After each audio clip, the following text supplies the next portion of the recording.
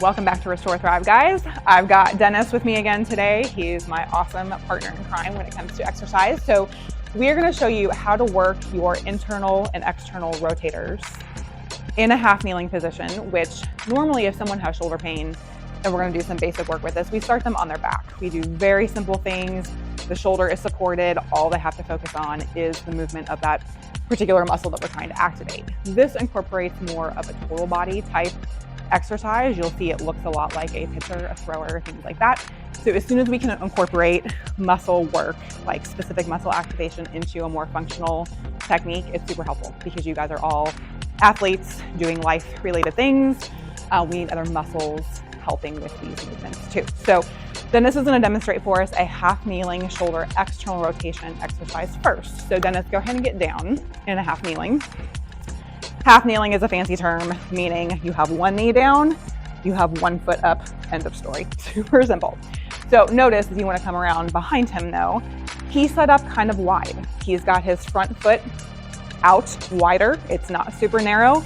If you are really narrow, you have too narrow of a base of support, you're going to be really unstable. We don't want that. And then his knee is inside his foot just a little bit. And his front knee here is bent to 90. In the back, he's nice and tall. Tummy is activated just a little bit, right? And when he's here, his butt muscle, his glute on the left here in this case, is going to have to fire to keep him stable. We need that during function, we need that during sport, so it's nice to get the trunk and the glute activation. So once he is here and set up correctly, and notice his toes are bent as well, that's helpful just to create a little bit of stability. We've got this band anchored when he gets up to 90-90 in the shoulder. Go ahead and get up there. That band is anchored a little bit lower than where his wrist is at. That's about what you want. And what he's going to do is start here.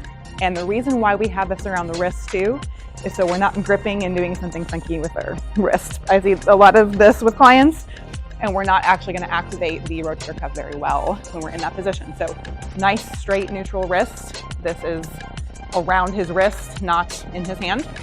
And all he's going to do is really slow let that band pull him down. And then with control, he's going to come back up to his start position.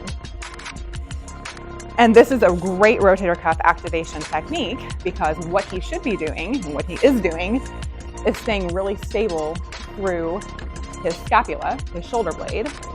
And essentially what he is doing is rotating around his elbow. So this, where do you feel this?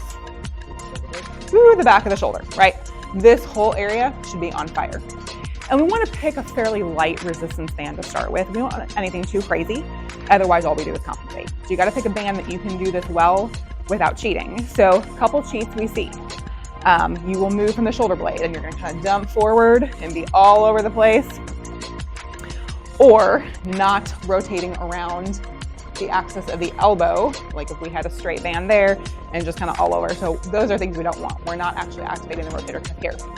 I tell clients a lot, our trunk, kind of our stable base for every movement that we do, our shoulder blade is essentially the trunk of our shoulder. We do need to move through our shoulder blade when we reach overhead. That's fair, that's fine. But with things like this at 90-90, which throwers are doing, we need good stability through here. So coming down slow is also a very important piece of this because we are training the brakes of movement. So we need good power for sure through muscles, but good brakes and control of movement are just as important, which is why I love the bands, because we get resistance both directions. So is your shoulder on fire? Relax. Thank you so much. So if you're a thrower, if you're having shoulder pain, any questions at all, please reach out to us at restorethrive.com or leave a comment below.